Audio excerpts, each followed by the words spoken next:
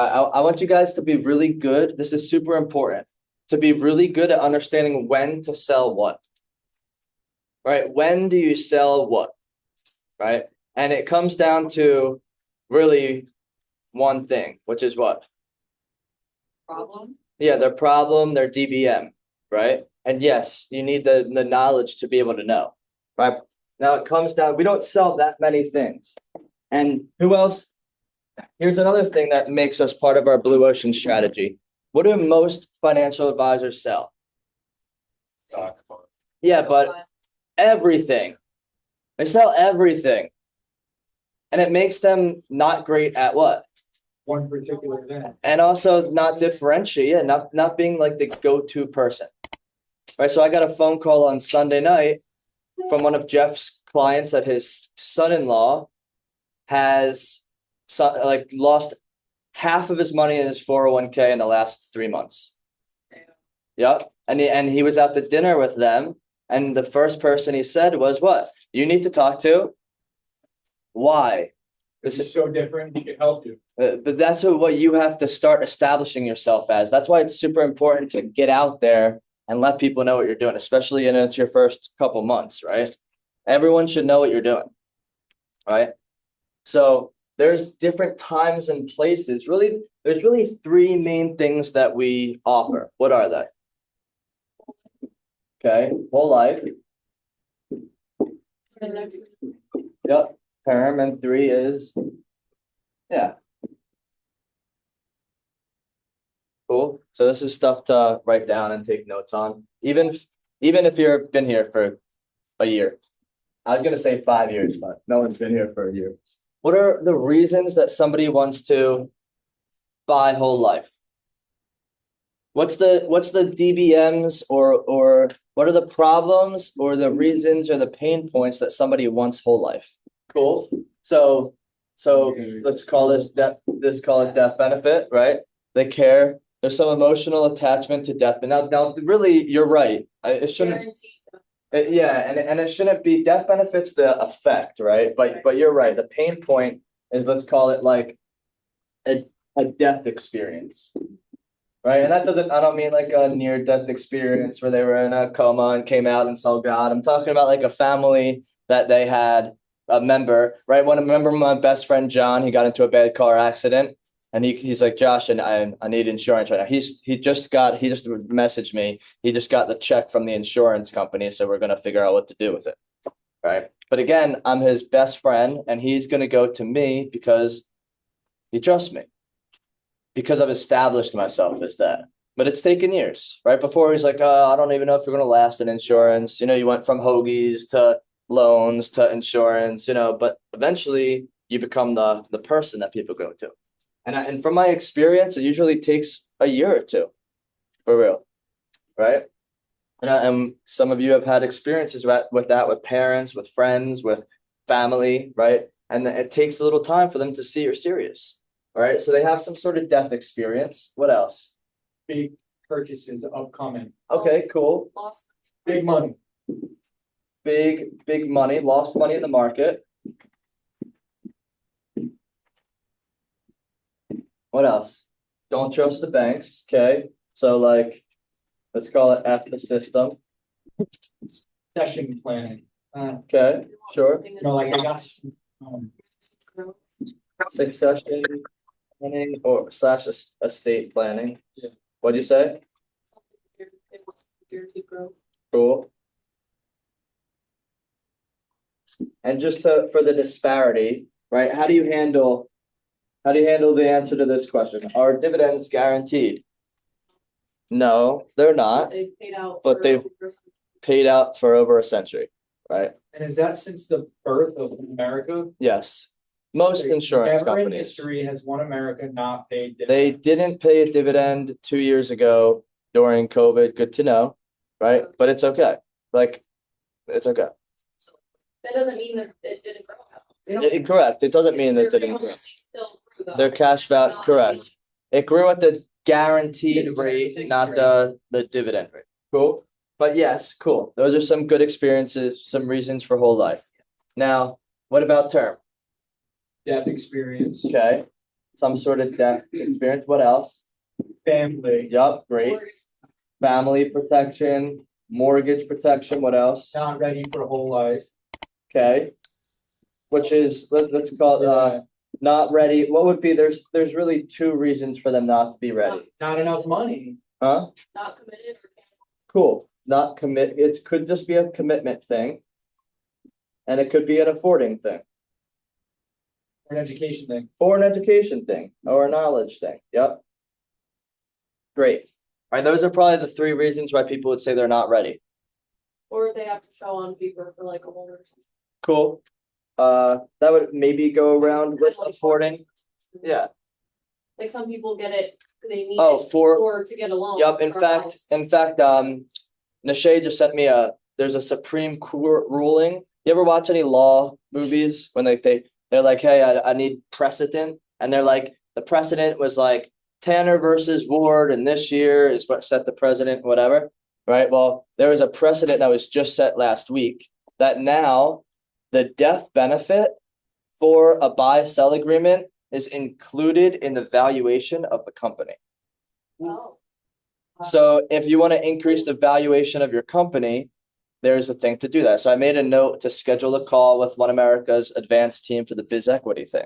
'Cause that would be another really good thing for Cardone Ventures. Biggest funnel that gets the best lead magnets is their free valuation tool.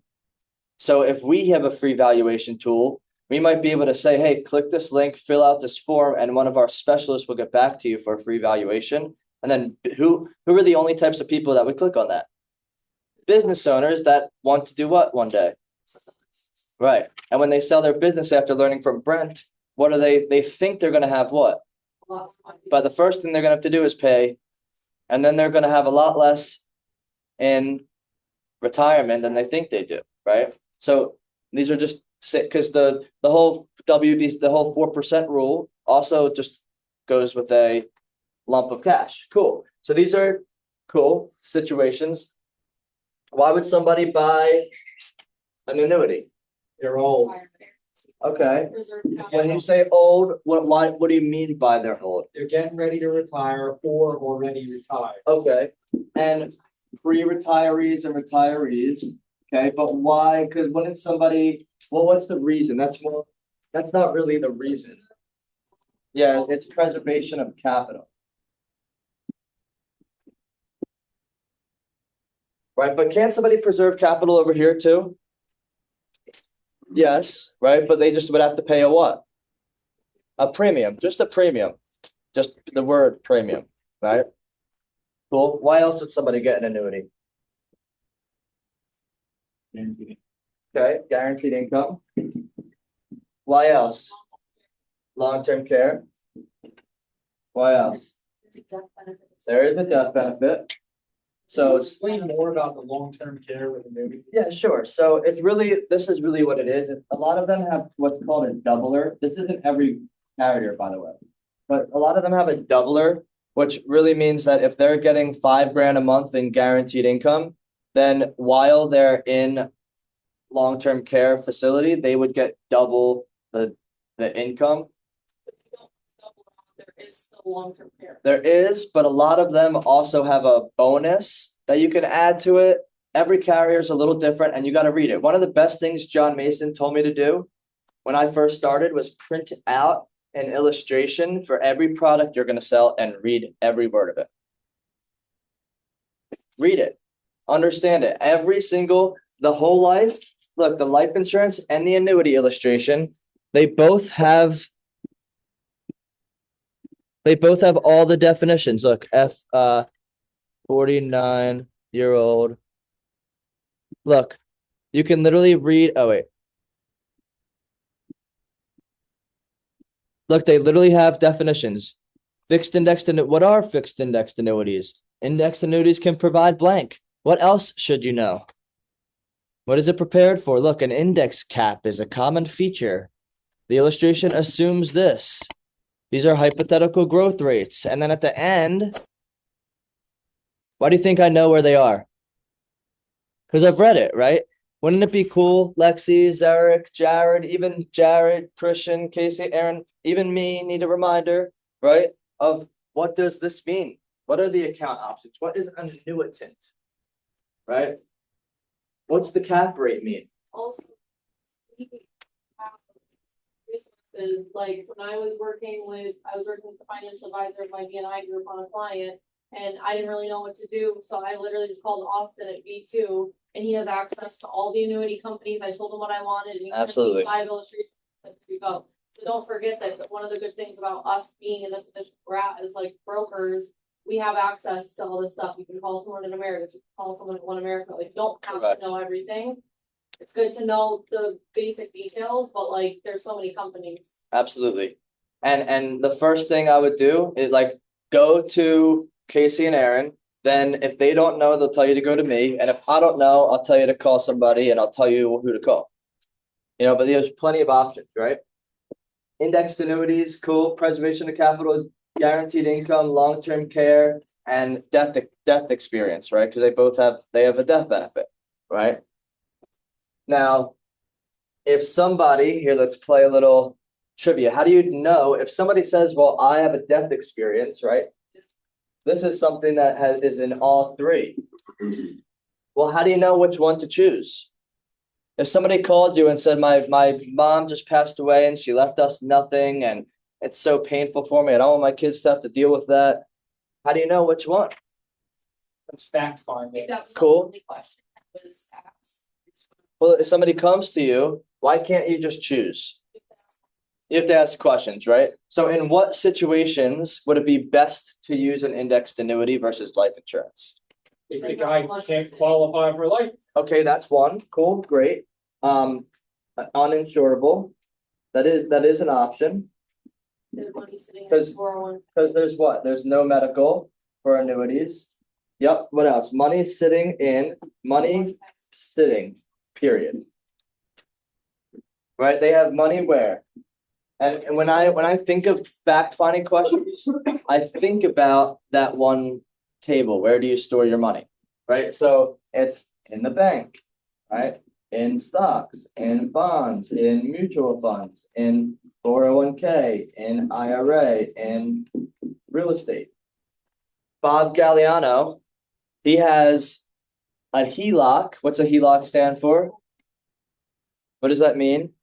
full equity for your home at like 8 to 10% interest. Okay, this guy has a 14.375% interest rate. And he also has 140k in Schwab. What's Schwab? It's a stock trading name. Brokerage. Okay, Is that a money market account? no, he has a brokerage account. It can be a money market account. A money market account is like a high yield savings account in a brokerage company. It's usually has like a higher. Do they trade out of it? No, it's more of a it's more of a place where you store your money and then you go put it into an IRA or bonds or stocks. Do take fees. Yep, they always, shop takes fees. Okay, point is that this guy's 79 years old, right? He wants what? Right, but it's gonna be I'm still gonna do what? Submit him because he wants it. I'm gonna have them come to his house, right? That's what he wants. And he doesn't have any bad health issues, but he's still old. It's just gonna be another option, right? But what can he do if he has money sitting in real estate equity? What can he do? Pull it out and then do what? Put it into an annuity. He could put it into an annuity, but what's the challenge with that? He's still gonna have what? At 14. Right? So where is somewhere you can get a loan for less? Whole life, if he qualifies. Right. So like there's little things that you can do, but you have money sitting there and there's some things that you might not know exactly what to do. That's cool. But what you should really just know for now is that if somebody is uninsurable, non-medical, they have money sitting, or they care mostly about retirement income, then annuities are great. But just to mess with your minds a little bit, right? If somebody cares about retirement income, can you do that over here? Yes. If somebody's uninsurable, can they get life insurance on a kid or wife or family member? Yes. If somebody has money sitting, can they dump that into a whole life policy? Right? So there's you have to be able to ask good questions so you know what to do. You have to be able to ask good questions so you know what to do. Yes. Are there types of dumps that can be 1031 non-taxable? Cause I see that option. on No, America. it doesn't say 1031, it says 1035. 1035, a non-1035 initial dump premium is cash that you're dumping in from your bank account. 1035 is rolling over money from another life insurance policy. Would it be taxed? No, but it's from a life insurance So they're policy. basically surrendering a policy, It's and called that- replacing a policy. replacing. If they were surrendering the policy, they would get a check. The challenge with replacing, because I don't do replacements. I've never done one, I don't do them. Because what's gonna happen when you call Northwestern and say, hey, can you please send the money from my cash value to One America? They're gonna quote the client like crazy. Yes, So what are you to save the doing? You're deal. working with this guy, he's Yeah. running a good company. Yeah, so I just don't do that. Take the money and put it into a policy. That's fine. Right? But there's, yeah, exactly, and they take forever, right?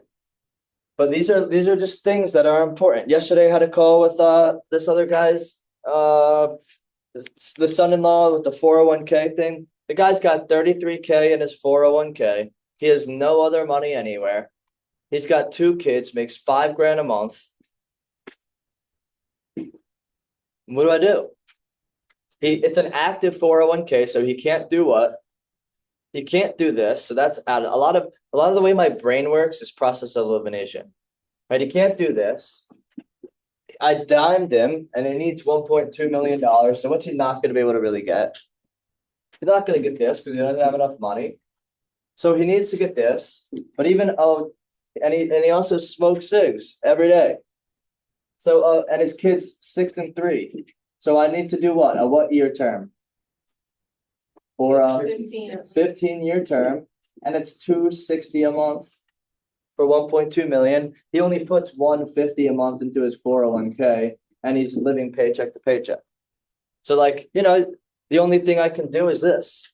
But here's another thing, like I'm gonna literally call Tom Nash, and I'm gonna say, Tom, if God forbid something happens to your son-in-law, your daughter and your grandkids are fucked. Would you consider paying for this so that you can protect your daughter and your grandkids? God forbid anything happens to Robert, because he doesn't have any money. He's complaining about money for groceries. And I literally did this, and this is something that, some of you guys don't see this side of me a lot, but I literally went like this. Yo, I just got like real serious. I said, yo, I'm taking off my insurance sales guy hat and I'm talking to you man to man. I don't have any kids and I don't know what it's like to be a father. All right. But you have a major challenge where you need to make more money. So I don't know if you need to find another job. I don't know if you need a different job. I don't know what you need to do. But if you can't pay groceries and you're complaining about your wife and your kids and you're 37 years old and you smoke cigarettes every day and you work as a trash man, then I would highly advise you to do something different in your life and make a change. That's one thing right there, right? But I just open up my heart type of thing. Like, hey, I'm not going to make a lot of money anyway. He's not going to do anything anyway. So I might as well give him good advice. I said, hey, I'm really good at money. I understand money. I understand how to be successful. And you have me right here. So what can I assist you with? What can I do to help you out right now? Like, would it be beneficial for me to help you budget? Would it be beneficial for me to sit with you and your wife? Would it be beneficial for me to talk to Tom? Would it be beneficial for me to, what do you want me to do? So we ended up I'm going to help him and his wife make a budget next week. And I'm going to talk to his father-in-law to see if he can at least split it with him. So there's little things that you can do to go above and beyond to separate yourself from everybody else. Cool. But basics is you got to know some of these things. And we could put a pin in this so we can role play, right? But, knowing what's important when somebody mentions death protection, it's not just life insurance. This has it too. If somebody says retirement income, typically yes, but a lot of these are interchangeable. To me, the biggest difference is this: you have to wait until 59 and a half and it's tax deferred. This is the main changes to me. And what else could you not do here? You can't borrow against it. Correct. You can't borrow it. But if they already have money that's set up like that, 401k. That's cool. ASAP, Yeah, like that's what I was kind of trying to tell your dad, like, you know, you have it there anyway, it's gonna be tax deferred anyway. There's only there's only one change, one goes up and down with the market and one doesn't go up and down with the market. It's still taxed the same way, you still can't borrow, you still can't touch it till 59.5. There's no reason why not to. Beside people fear what? What do we start off our training making about? Decisions. Yeah, making decisions and changing. Right, and one thing I've learned, and I've really tried really hard, I've been committed to this ever since Cardone, I got into their ecosystem. People will buy the way you buy. And so I started, this is like this year, this is a 2024 thing for Josh. If I need it and I have the financial capacity to do it, then I just do it. Because I want other people to do the same with me. So I don't want to overthink things. I don't want to gossip. I don't want to go ask 20 people on their opinions. Because what do I not want people to do? Cloud your brain. That. Oh, No, yeah, that to me. Yeah. No, it's not about my decisions. It's Yeah. about the law of attraction. To me. All right. So when something happens, like I'm just gonna go. I didn't used to do this. Like I usually kept everything inside. But like if something's up, I'm just gonna come talk to you. Because when something's up, I want you to come talk to me. When there's something that I want to buy and I have the ability to do it, I just buy it. I don't question it. I don't think about it. I just do it. Right? Did I purchase training the moment that we met? No, right? I had to talk to who? Yuritsa, right? And then I came in and then we had a game plan. You gave me a game plan and I was like, let's go.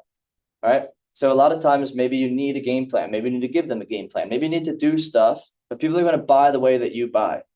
So you want to be that way. And it's something to work on because we're conditioned to think about it. We're conditioned to say I don't have the money. Every one of your RDRs that you receive on the phone are all the RDRs that you're also conditioned to say.